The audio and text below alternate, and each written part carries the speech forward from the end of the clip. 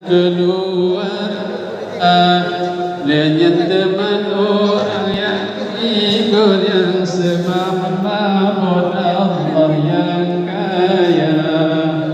Ya Muhammad ini yang halu langit tajam memagaki. Sallallahu wasallam ala nabi sayyidina Muhammad wa ali. Dan risikonya adalah orang masuk penjara. Jadi akhir-akhirnya Islam ini enggak layak dan enggak cocok diikuti lah. Karena yang jadikan Tuhan kalian itu semua, tapi kalian yang masuk di penjara enggak cocok. Kalau Allah yang menjadikan kerja, enggak. Kalau enggak masuk neraka, kalau enggak masuk syaitan, jangan masuk neraka. Kalau ingin masuk, ya kembali kepada siapa yang menjadikan. Kalau ini pemahaman sungguh adalah berantakan dan berantakan dalam akidah ataupun tauhid kita kepada Allah Subhanahu wa taala. Abadi dan jamaah sekalian. Tetapi di ujung kalimat yang telah terdapat dalam kitab Ad-Du'a wal Qasmu la yanfa'u qada wal qadar ada lain ujungnya. Kalimat itu apa yang ujungnya? Walakin an-du'a wal qaswa alamatun min alamatil qada wal qadar. Di pangkalnya ad-du'a wal qasmu la yanfa'u qada wal qadar.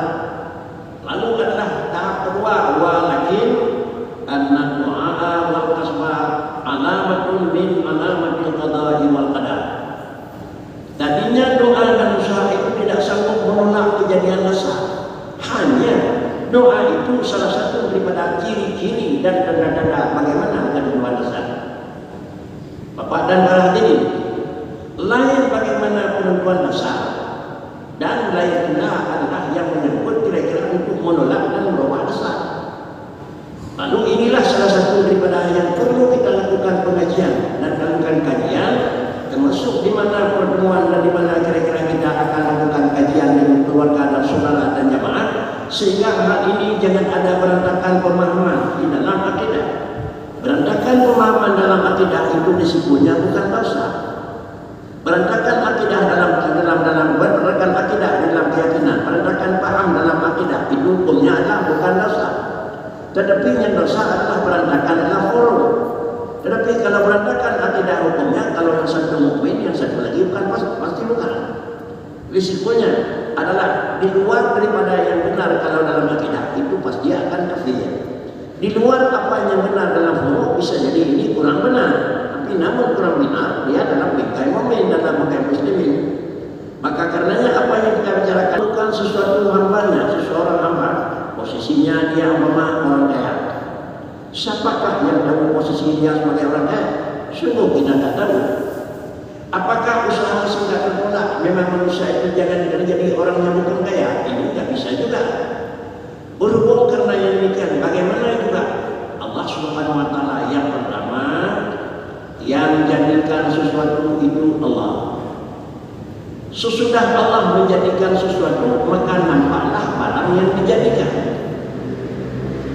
Saya ulangi, yang menjadikan sesuatu itu Allah. Apa itu menjadikan? Ijad dalam istilah agamanya. Perpindahan dari sesuatu yang tidak ada istilahnya ada kepada benda yang ada. Benda itu belum ada, sekarang sudah ada. Ahlinya teman orang yang ikut yang sembah mahmud Allah yang kaya. Ya Muhammad ini yang halu langit. Sallallahu wasallam ala nabi sayyidina Muhammad wa